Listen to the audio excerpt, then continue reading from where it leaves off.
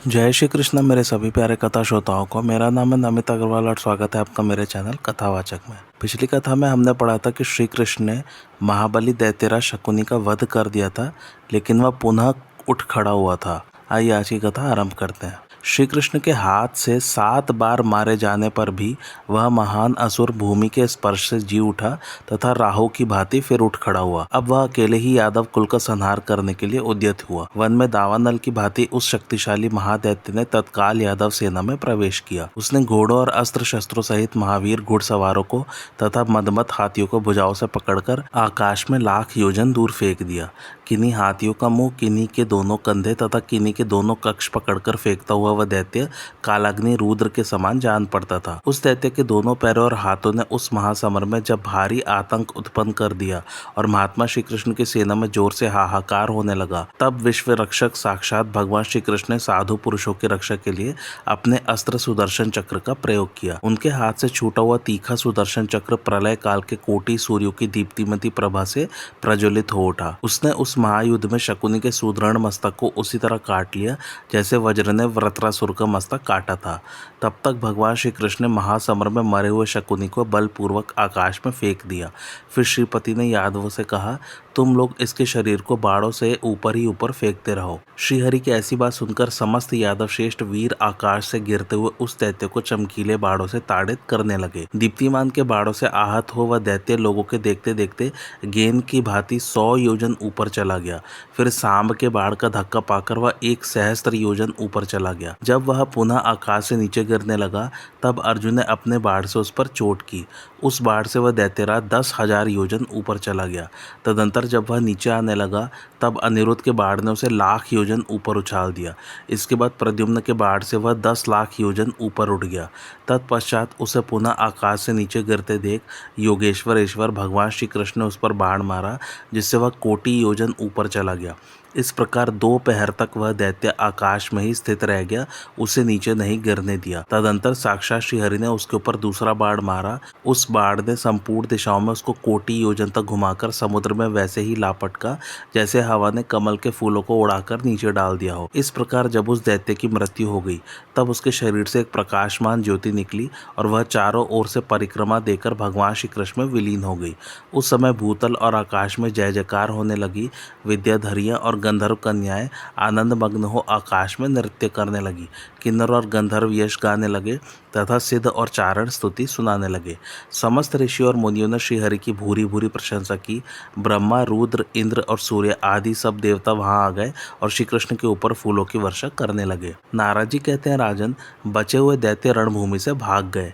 यादवेंद्र भगवान श्रीहरि वीणा, वेणु, मृदंग और दुंदुभी आदि बाजे बजवाते और सूत, मागध एवं वंदी जनों के मुख से अपने यश का गान सुनते हुए पुत्रों तथा अन्य यादवों के साथ सेना से घिरकर शंख, चक्र, गदा, कमल और शार्ंग धनु से सुशोभित हो देवताओं सहित चंद्रावतीपुरी में गए। वहां अपने पति के मारे जाने के कारण रानी मदालसा शकुनी के पुत्र को गोद में लिए दुख से आतुर हो अत्यंत करुणाजनक विलाप कर रही थी। उसके मुख पर अश्रुधारा बह रही थी और वह अत्यंत दीन हो गई थी। उसने तुरंत ही हाथ जोड़कर अपने बच्चे को श्री कृष्ण के चरणों में डाल दिया और भगवान को नमस्कार करके कहा, प्रभो आदिदेव, आप भूतल का भार उतारने के लिए यदुकुल में अवतीर्ण हुए हैं।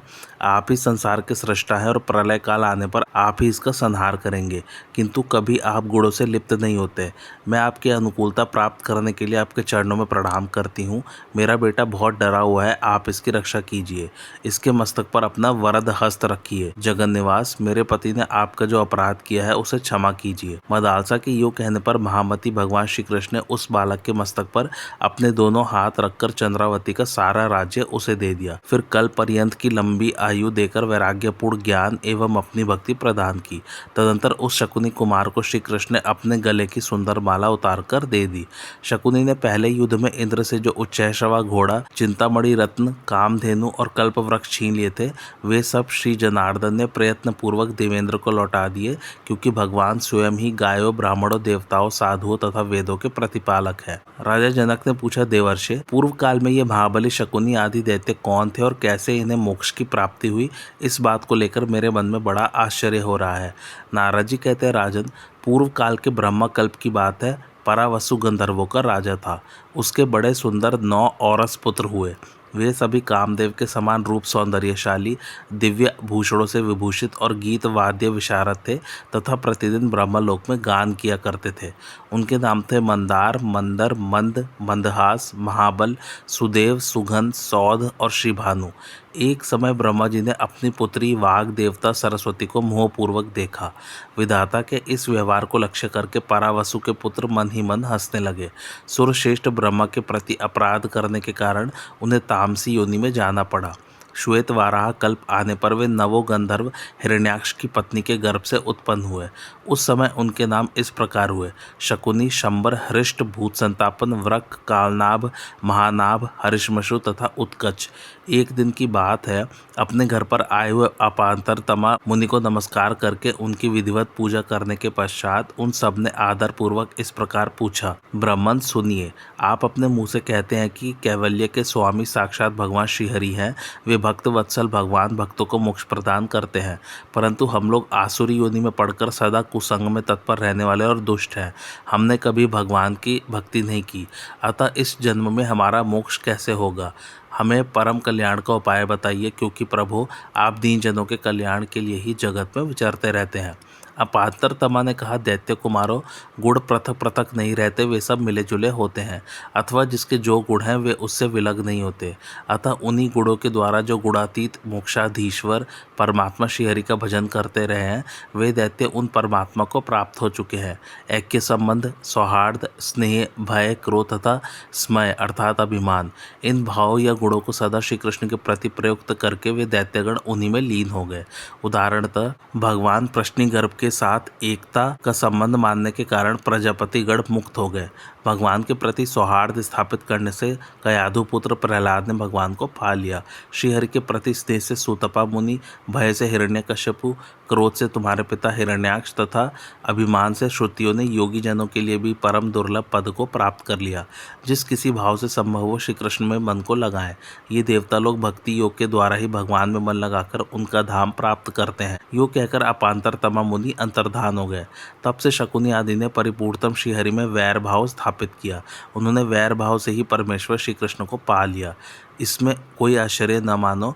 जैसे कीड़ा भ्रमर का चिंतन करने से तद्रूप हो जाता है, उसी प्रकार भगवत चिंतन करने वाला जीव भगवान का सारूप्य प्राप्त कर लेता है। नारद जी कहते हैं: राजन, इस प्रकार भद्राश्व वर्ष पर विजय पाकर श्री यादवेश्वर हरि यादव सैनिकों के साथ इलाव्रत वर्ष को गए। इलाव्रत वर्ष में ही रत्नमय शिखरों से सुशोभित देवताओं का निवास स्थान दीप्तिमान स्वर्णमय पर्वत गिरिराज धीराज सुमेरु है, जो भूमंडल रूपी कमल की कर्णिका के समान शोभा पाता है। उसके चारों ओर मंदर, मेरु मंदर, सुपार्श्व तथा कुमुद, ये 4 पर्वत शोभा पाते हैं। इन चारों से घिरा हुआ वह एक गिरिराज सुमेरु धर्म, अर्थ, काम और मोक्ष, इन 4 पदार्थों से युक्त मनोरथ की भांति शोभा पाता है। उस इलाव्रत वर्ष में जम्बू फल के रस से उत्पन्न होने वाला जाम्बू नद नामक स्वतः सिद्ध स्वर्ण उपलब्ध होता है। वहाँ जम्बू रस से अरुणोदा नाम की नदी प्रकट हुई है, जिसका जल पीने से इस भूतल पर कोई रोग नहीं होता। वहाँ कदम्ब वृक्ष से उत्पन्न कादम्ब नामक मधु की 5 धाराएं प्रवाहित होती हैं, जिनके पीने से मनुष्य को कभी सर्दी, गर्मी, कांति का फीका पड़ना, थकावट तथा दुर्गंध आदि दोष नहीं प्राप्त होते। उन मधु धाराओं से काम पूरक नद प्रकट हुए हैं, जो मनुष्यों की इच्छा के अनुसार रत्न, अन्न, वस्त्र, सुंदर आभूषण, शय्या तथा आसन आदि जो दिव्य फल है, उन सबको अर्पित करते हैं। इसी प्रकार वहाँ सुप्रसिद्ध ऊर्ध्व वन है, जहाँ भगवान संकर्षण विराजते हैं, जिस वन में भगवान शिव स्वतः अपनी प्रेयसी ज्योतियों के साथ रमण करते हैं तथा जिसमें गए हुए पुरुष तत्काल स्त्री रूप में परिणत हो जाते हैं। स्वर्णमय कमल, शीतल वसंत वायु, केसर के वृक्ष, लवंग लताओं के समूह तथा देव वृक्षों की सुगंध के सेवन से मदांध भ्रमर, ये सब इलाव्रत वर्ष की अत्यंत शोभा बढ़ाते हैं। वैदुर्य मणि के अंकुर से विचित्र लगने वाली वहाँ की मनोहर स्वर्णमयी भूमि को देखते हुए भगवान श्री हरि ने अलंकार मंडित देवताओं से पूर्ण इलाव्रत वर्ष को जीतकर वहाँ से भेंट ग्रहण की। पूर्व काल के सत्ययुग में राजा मुचुकुंद के जामाता शोभन ने भारत वर्ष में एकादशी का व्रत करके जो पुण्य अर्जन पूजन किया, उसके फलस्वरूप देवताओं ने उन्हें मंदराचल पर निवास दे दिया। आज भी वह राजकुमार कुबेर की भांति रानी चंद्रभागा के साथ वहाँ राज्य करता है। वह परम सुंदर शोभन भेंट लेकर देव प्रवर भगवान श्री कृष्ण के सामने आया। यदुकुल तिलक श्रीहरि के परिक्रमा करके शोभन उनके चरणार विंदों में पड़ गया और भक्तिपूर्वक प्रणाम करके उन परमात्मा को शीघ्र ही भेंट देकर पुनः मंदराचल को चला गया। राजा जनक ने पूछा, देवर्षि प्रवर, राजा शोभन के चले जाने पर भगवान मधुसूदन ने आगे कौन सा कार्य किया, यह बतलाइए। नारद जी ने कहा, राजन, उस मंदराचल के शिखर पर एक परम दिव्य सरोवर है, उसमें स्वर्णमय कमल खिलते हैं। यह देखकर किरीटधारी अर्जुन ने माधव श्री कृष्ण से पूछा, देवकी नंदन, सुवर्णमय लताओं और स्वर्णमय कमलों से व्याप्त यह अद्भुत कुंड किसका है, मुझे बताइए। श्री भगवान ने कहा, स्वयंभव मनु के कुल में उत्पन्न आदि राजाधिराज पृथु ने यहाँ दिव्य तप किया था, उन्हीं का यह अद्भुत दिव्य कुंड है। पार्थ, इसका जल पीकर मनुष्य सब पापों से मुक्त हो जाता है तथा इसमें स्नान करके नरेतर प्राणी भी मेरे परम धाम में पहुंच जाता है। यहीं साक्षात भगवान ने एक तपोभूमि में पदार्पण किया, जहाँ सदा 8 सिद्धियां मूर्तिमती होकर नृत्य करती हैं। उन सिद्धियों को देखकर उद्धव ने सनातन भगवान से पूछा, भगवान, मंदराचल के समीप यह किसकी तपोभूमि है? प्रभो, यहाँ कौन सी स्त्रियां मूर्तिमती होकर विराज रही हैं, कृपया यह बताइए। श्री भगवान ने कहा, उद्धव, यहाँ पूर्व काल में स्वयंभव मनु ने तपस्या की थी, उन्हीं की यह सुंदर तपोभूमि है जो आज भी परम कल्याणकारिणी है। यही नारी रूप धारिणी 8 सिद्धियां सदा विद्यमान रहती है। यहाँ जो कोई भी आ जाए उसे भी 8 सिद्धियां प्राप्त हो जाती है। यहाँ एक क्षण भी तपस्या करके मानव देवत्व प्राप्त कर लेता है।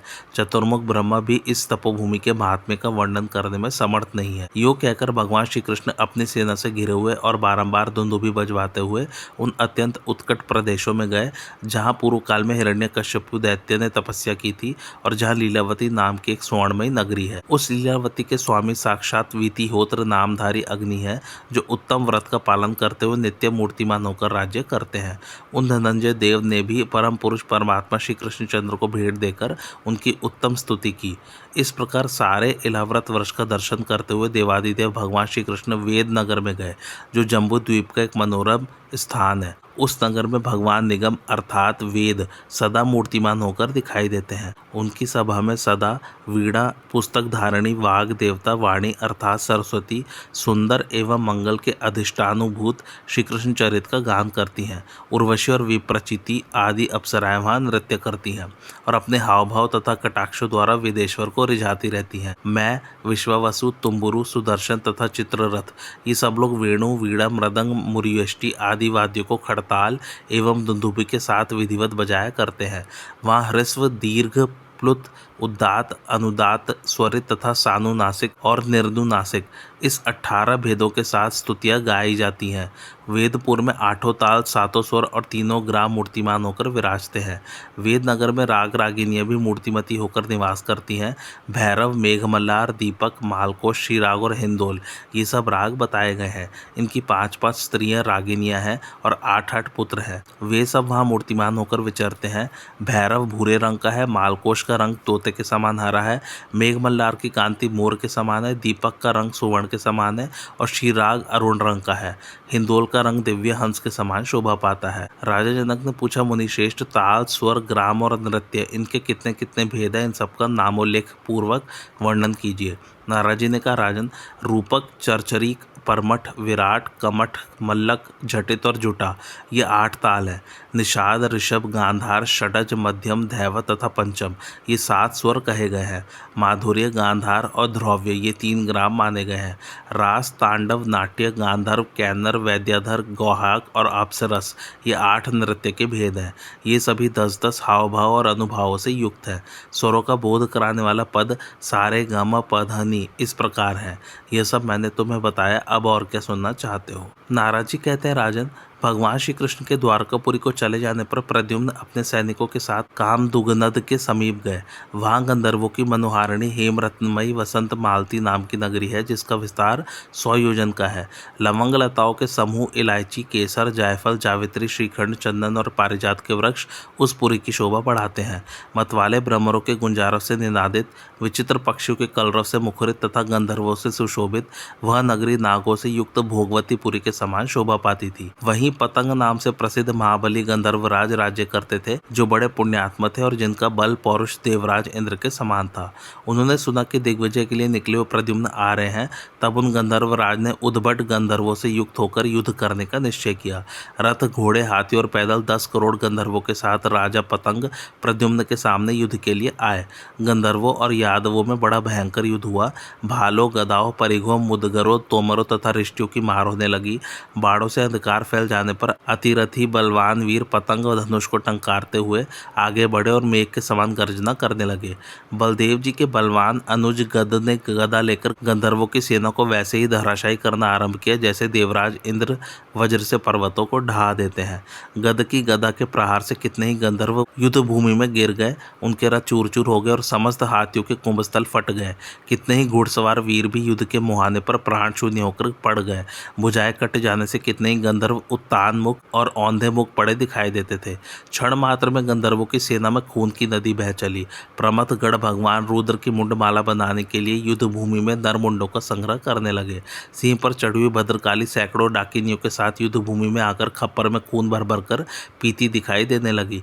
इस तरह गद के द्वारा किए गए युद्ध में जब गंधर्व गढ़ पलायन करने लगे, तब गंधर्वों के राजा पतंग 1 लाख गज सेना के साथ वहां आ पहुंचे। पतंग ने आते ही गद की छाती में गदा मारी। गद ने भी अपनी गदा से पतंग के वृक्ष पर बलपूर्वक चोट पहुंचाई। उन दोनों में 2 घड़ी तक गदा युद्ध चलता रहा। उनकी दोनों गदाएं आग की चिंगारियां बिखेरती हुई चूर चूर हो गई। रण दुर्मत पतंग ने लाख बार की भारी गदा लेकर तुरंत ही गद के मस्तक पर मारी। गदा के उस प्रहार से गद क्षण भर के लिए मूर्छित हो गए। इस प्रकार महामना पतंग ने जब घोर युद्ध किया, तब उसी समय द्वारकापुरी से एक तेज पुंज आ पहुंचा। समस्त यादवों ने करोड़ों सूर्यों के तुल्य तेजस्वी उस तेज पुंज को देखा। उसके भीतर से गोरे अंग वाले महाबली भक्त वत्सल भगवान बलदेव सहसा प्रकट हो गए। नीलांबरधारी बलशाली बलराम ने कुपित हो गंधर्वों की सारी सेना को हल से खींचकर मूसल से मारना आरंभ किया। बहुत से रथों, हाथियों और घोड़ों को उन्होंने काल के गाल में पहुंचा दिया। शस्त्रधारियों में श्रेष्ठ वीर सबके सब चूर चूर हुए पत्थरों की भांति एक साथ ही भूतल पर बिखर गए। पतंग भी रथहीनों भारी भय के कारण वहां से वसंत मालतीपुरी में चले गए और पुनः यादवों से युद्ध करने के लिए सेना का व्यू बनाने लगे। आज की कथा यहीं समाप्त होती। कैसे लगे आप लोग को मेरी कथा, मुझे कमेंट करके ज़रूर बताइए और मेरे चैनल कथावाचक को लाइक, शेयर और सब्सक्राइब जरूर कीजिए। Thanks for watching. धन्यवाद।